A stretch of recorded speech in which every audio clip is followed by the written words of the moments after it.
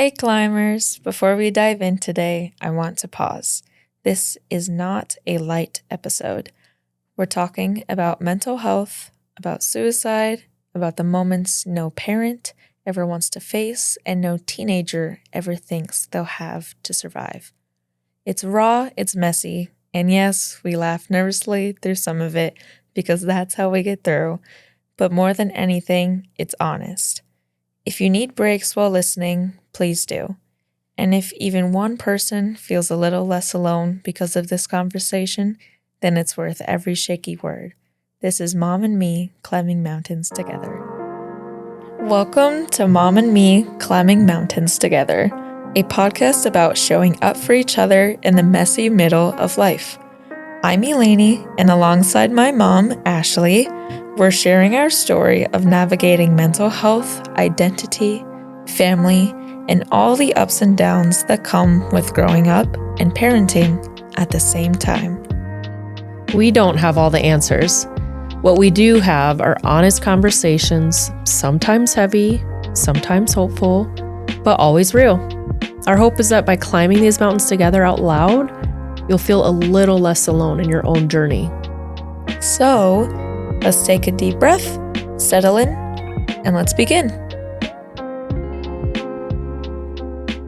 Okay, so we'll start off with a mom disclaimer because that's what I do. Ready? Ready, Sophie. Mom disclaimer for this episode and just this podcast in general. We're going to be talking about some heavy stuff. So pause it, leave the room, come back to it later. We will probably be cry through us, but know that we're talking about mental health issues. The topic of suicide will be brought up, and just bear with us and know that there's light at the end of the tunnel. Mom disclaimer out. So why are we here today? What are we doing today? We're here to discuss, like said in disclaimer, we're here to discuss mental health.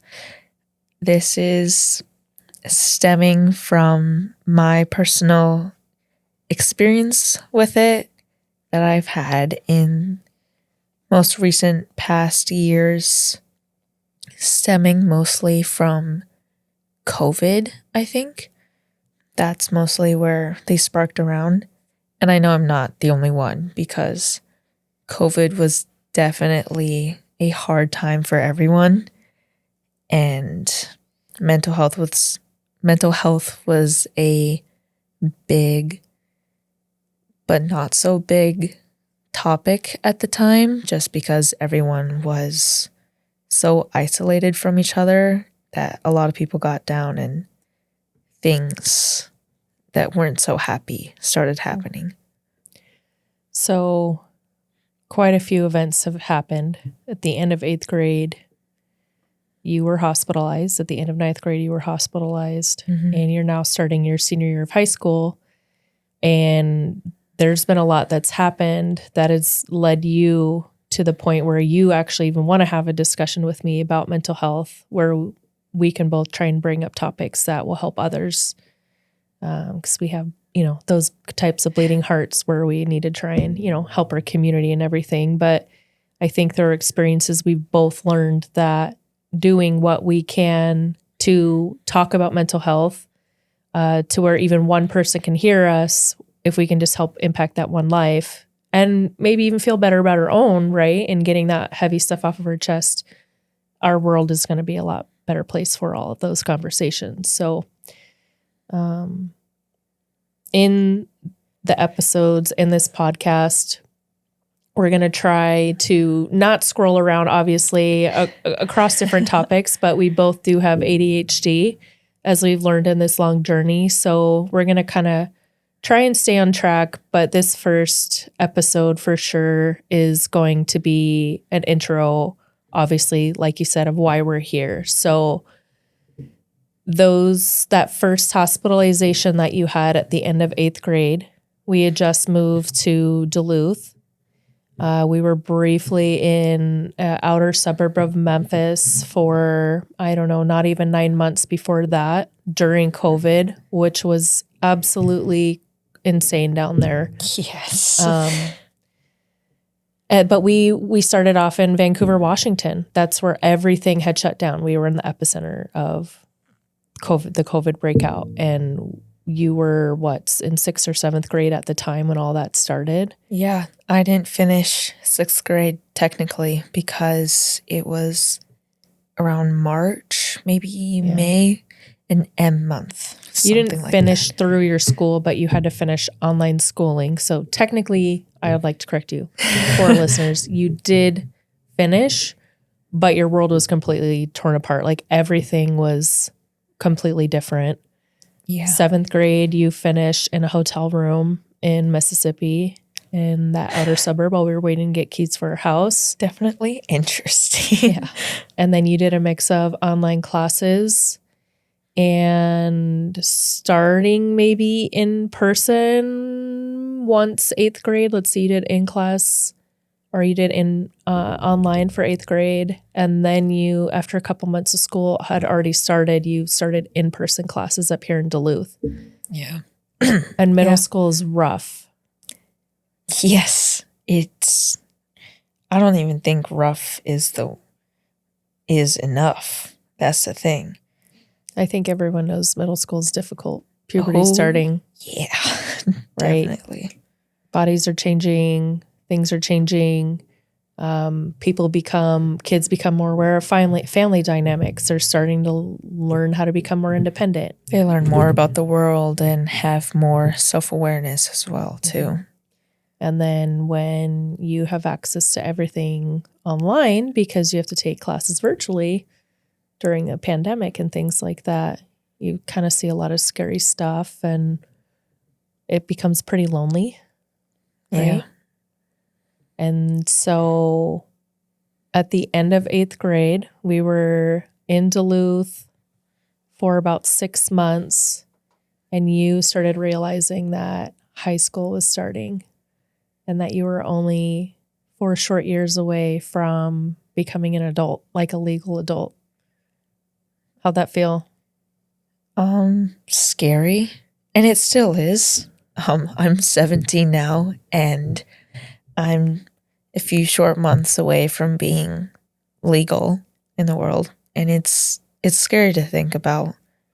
But knowing that, like, here I am talking about 8th grade, and yet I'm here in senior year of high school, I know that it's not so scary. We've been able to have a lot of things you've taken advantage of, a lot of opportunities you've were able to, knock on a door and have some beautiful golden doors open for you to grow as a person. But looking back, I mean, I'm going to be 40 soon. And even as your mom with 3 kids and working, having a job, having 3 kids, working, being an adult, I still don't really quite know what I want to be when I grow up, right? Being for an adult is scary too, right? But as an 8th grader who had just moved from living very temporarily in a place where it was very racially divided, there was a lot of black, there was a lot of white, and a lot of black versus white, and you are neither. Well, technically speaking, I am half white. You are half me, and you are half Tongan Polynesian. So listeners, there you go. There's another little topic there that we are bringing in. Ileini's been navigating the world as a person of color. She's, Polynesian, but she doesn't fit into black or white. So she has that on her plate. We had a lot of different family dynamics happening where neither grandparents are in the picture and were at the time. And you have this scary, scary, scary weight on your shoulders of impending adulthood and high school and what are you going to do with your life? And you just didn't even know like who you were as a person. It was terrifying for you. Yeah. So at the end of 8th grade, about 2 weeks before graduation. Yeah, in May At the end of May, I actually think I can remember the rough date of it. About the 28th, things got a little too much for me, and I needed help. I didn't want to deal with the problems of the world and of life because everything was too much for me. I left all of my friends. I was across the country. It was only my family and I. New school, COVID, just got off of online school. Like you said, the impending doom of adulthood. It was too much for me. Yeah, so that is when this is going to sound bad, but I'm not sure what I did for this particular attempt because there were three instances total. I think at the time, I didn't know how to ask for help. And I've been talking to my middle school counselor at the time, and she was telling me, if you can't do it vocally, type it out, write it out, and just give it to them. And so that's what I did. I grabbed my phone, opened up Notes app, and then just typed out what I was feeling to my parents because I couldn't vocally ask for help. But we didn't see something like that until the second hospitalization. That very first time was the very first time we took you to therapy. Oh, sorry. I just told the wrong story. No, I think that's the right one though, too, right? You were trying to find places to ask for help. You and I, at that time, there was a huge communication block there. Yeah, there was a big disconnect between us. And I know that is not uncommon with teenagers and their parents in general, right? Yeah. And as your mom seeing you, like I kind of knew something was up, but then asking to talk about it or just checking in like, hey, how are you doing? How's school? Like trying to ask those questions without seeming like I was fishing for something was very difficult. Right? Yeah. And it's like, you hear, as a parent, you hear stories from other parents of teens. There's like, oh, they're just being a teenage jerk, or, there's the jokes like that, or just puberty hormones, which is a thing. Like, don't get me wrong, right?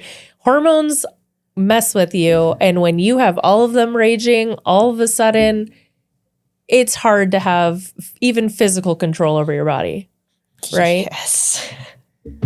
So you are trying to find a way to tell anyone how you are feeling. And it got to a point where I was finally able to get you a therapy appointment. Mm-hmm.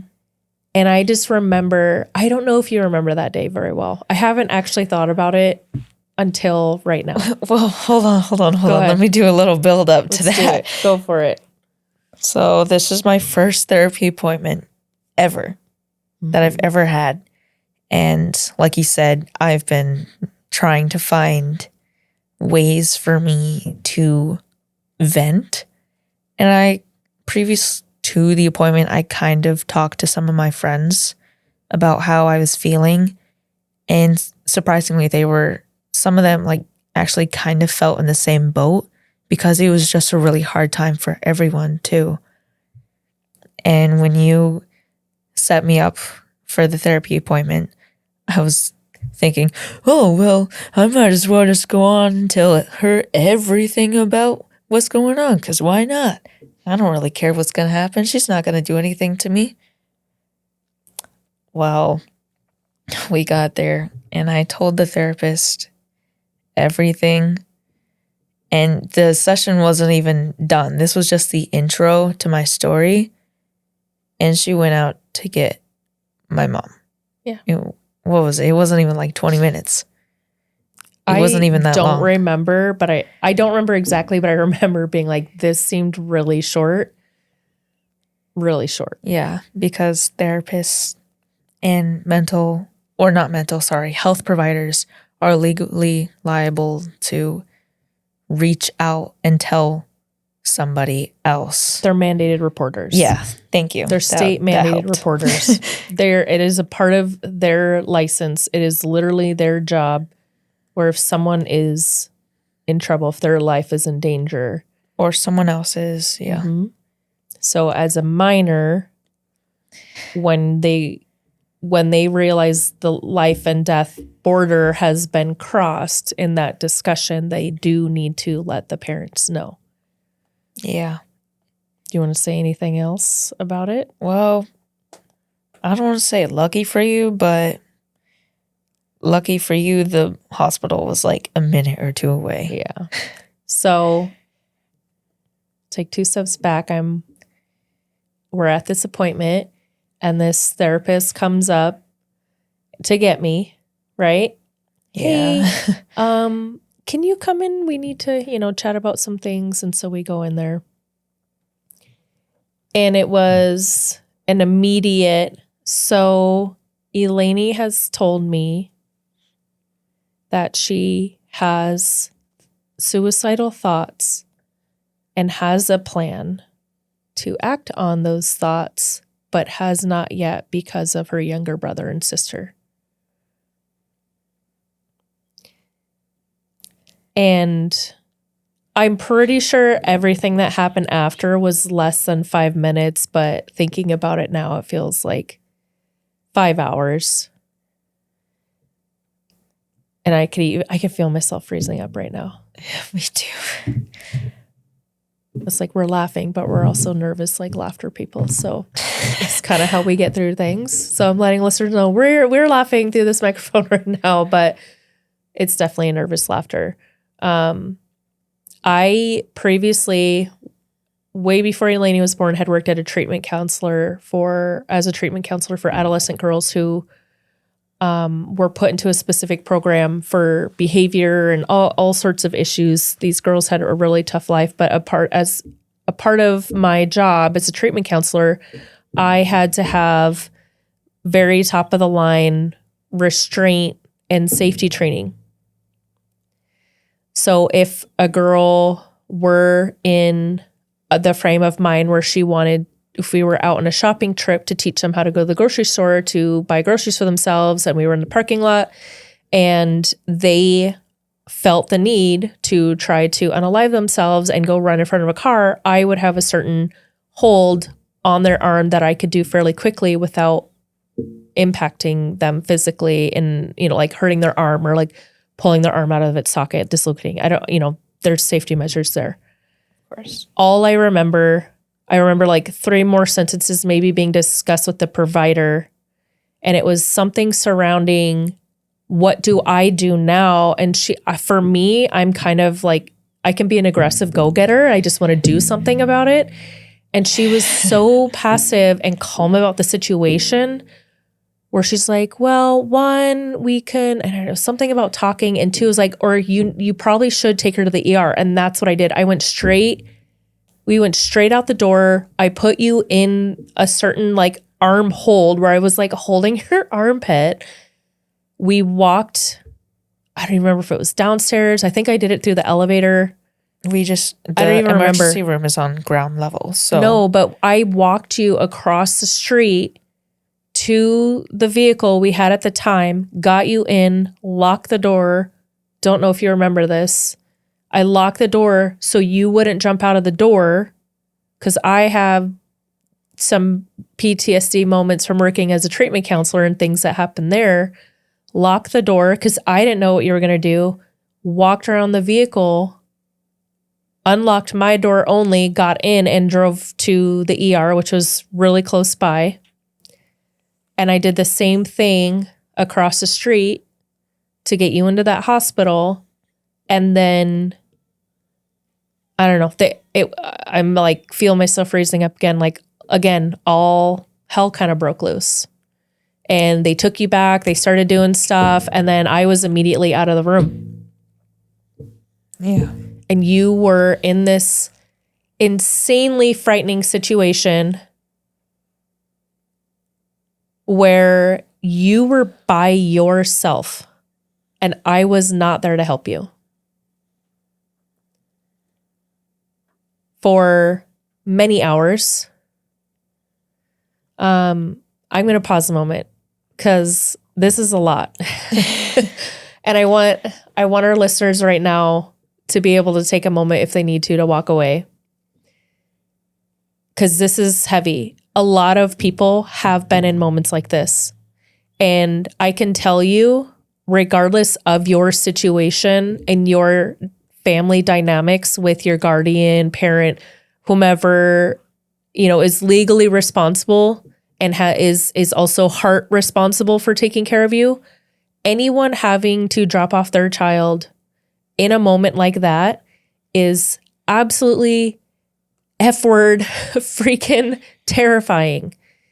I'm trying not to curse, but I do have a potty mouth. So it's scary. You should feel afraid in that moment. You should feel fear. The child in that situation should also feel the same way. It is not perfectly fine to feel that way, but it's unfortunately very normal for that situation to be insanely traumatic and terrifying. And I do like to have control in my life. So my biggest thing, I want to have control over situations so that I know that my kids are safe, right? But I also know that I can't control everything my kids do. I just need to know how to control the resources to be able to help them. I was completely out of my depth.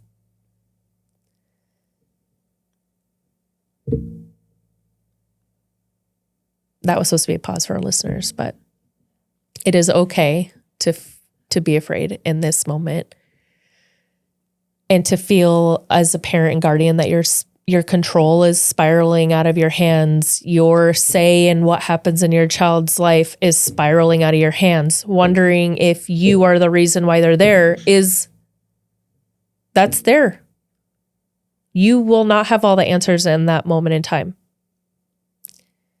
So coming kind of back to the situation and what happened, I'm in this moment where all I know is that I want my kid to be safe. And I need to figure out what to do next. And yet I got to sit there for hours in the ER while you were in that back room.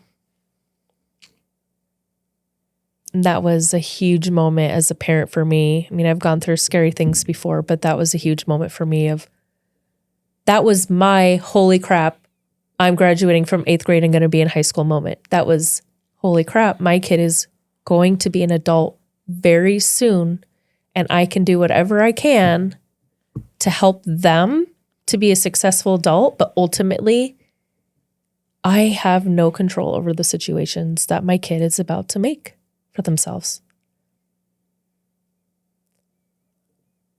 And I remember a caseworker coming by at some point to talk to me. And that's when I kind of found out a little bit more about what happened the day before beyond what I was told in this therapy appointment that totally rocked my world.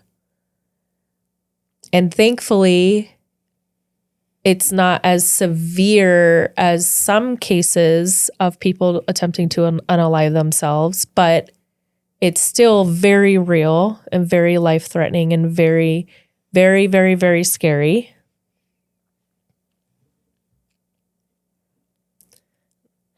I know we don't have video, but I'm looking at you right now trying to feed off of you to see when you want to talk or if you're ready to talk about.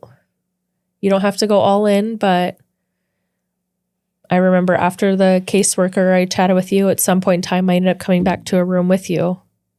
And I don't remember if I think I went and sat by you or something. And I don't remember if we held hands right away, but as soon as you saw me, you started bawling. And then I started bawling. And in that moment, I was like, she either was faking something and now realizes like, holy shit, this is the impact. This is a consequence of that decision. Or it was, I really, really do need help. And I'm so glad that my mom is here. But I'm also ashamed of the fact that I need help. You're nodding your head, yes.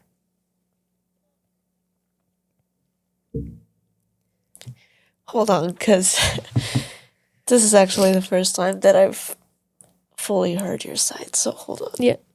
We've had snippets here and there. You want me to keep talking? On my end? You want to wait for your side or?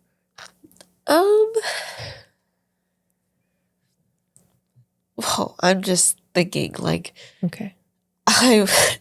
It felt like a dystopian dream. Yeah. The entire time that we were there.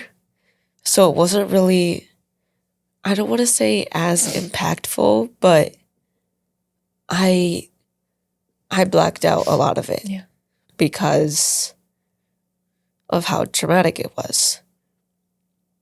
So I don't really have as much story juice as you do. Yeah. For mine, but what I felt then was real. There may be like little things I might have been faking, but what I was feeling then was 100% sincere. Yep. But you've never gone through something like that. Oh, you no. didn't really, you've known that people go through those experiences, right? I didn't actually think about everything that people went through. I just knew like, oh, if they think that you're mentally unstable, then you go to a psych asylum. That's like what I was told through like stories and stuff, but I didn't actually think about it. Each step of the process that it takes. So for me, I've had relationships with domestic violence issues. I have an aunt who passed away who had severe depression. I've done a lot of stuff through my schooling and obviously my work as a treatment counselor to learn about situations like that. But I had never actually lived through the step-by-step play of what actually physically and mentally has to happen to get you to the point of even scheduling a therapy appointment, right? Like if people schedule a therapy appointment because they know they need help, that is still terrifying because it's new and it's different, right? And they've never done this before. And then there's so many social stigmas out there of like, oh, if people find out I'm crazy. It's like, that's okay. We're all crazy. Whatever. I don't know. We all have issues, right? The voices. But it's mental health. If your mental side of your body is not healthy, you need help. Not everyone has an answer. That's why you go to a doctor for help. That's why you go to a nutritionist. That's why you go there's neurology, there's specialties, a cardiac doctor, right? For me, with all that training, formal, informal, that I've had in my life, what made that so serious for me was one simple simple concept of being at that hospital in the ER at that time was the fact that I made the choice to take you there, which meant that anything that happened after you were admitted there was outside of my control. I could not just say, screw it, just kidding, we're done, we're going to go home. You were in their legal care, right? They have and had a legal responsibility to make sure they did everything to make sure you were safe at that time, right? Yeah.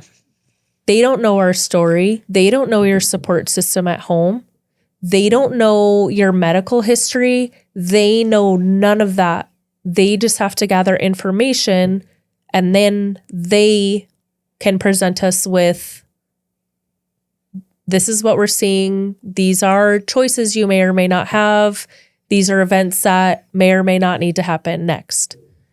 So for me, going into that room, holding your hand, knowing that for however many hours these specialists have taken data on you, they've taken tests and all these things, I realized like I literally am just a fly on the wall watching all of this scary shit happen to my barely teenage daughter.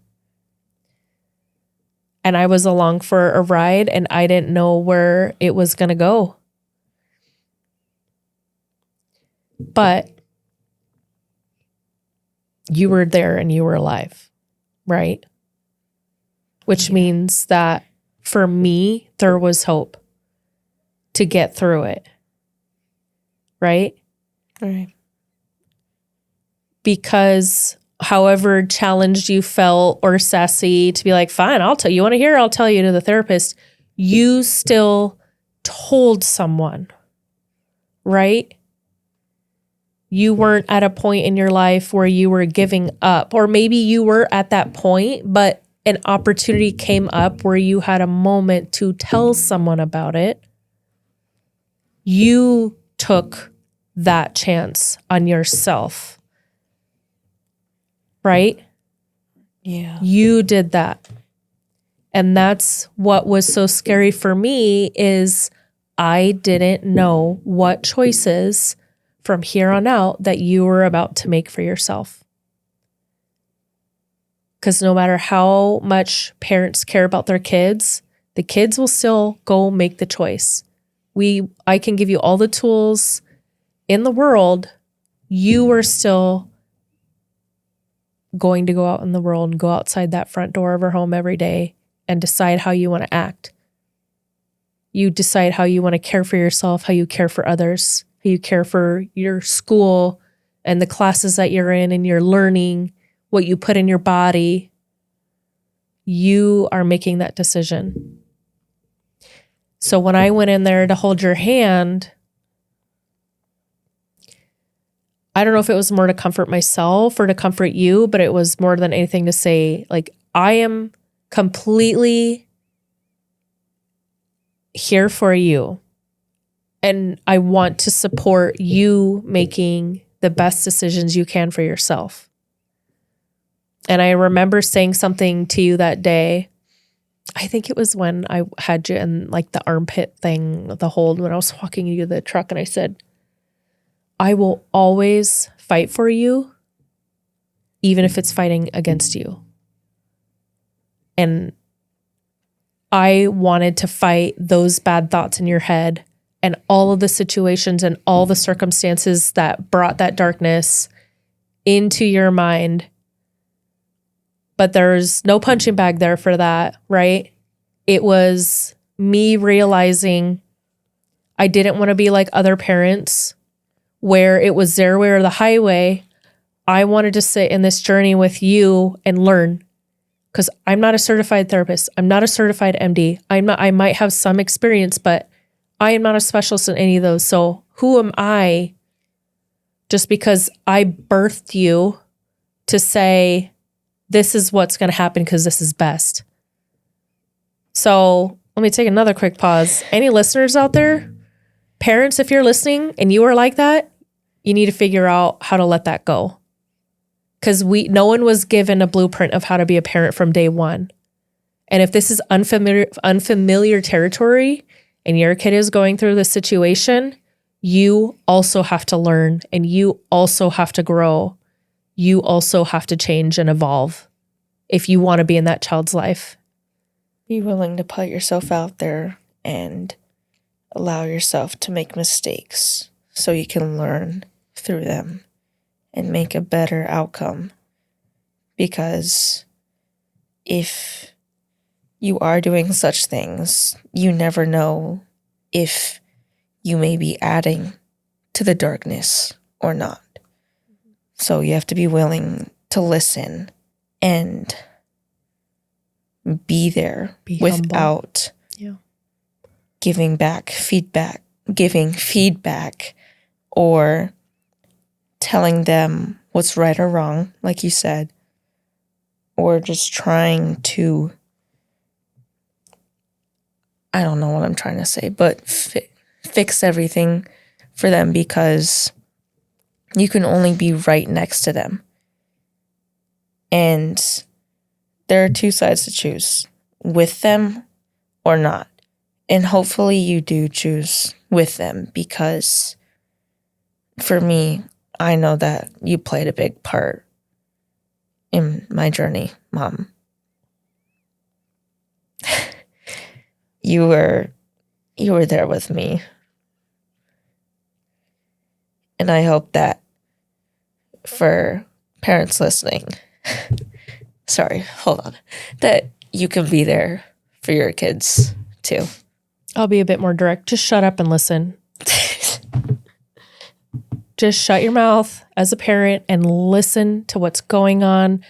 And as whether you were the godfather from the movie and that's your parenting style, but if you're there with your kid at their therapy appointments or in the ER taking them there because they have a plan to unalive themselves, shut up and just listen and just feel what is happening in this moment.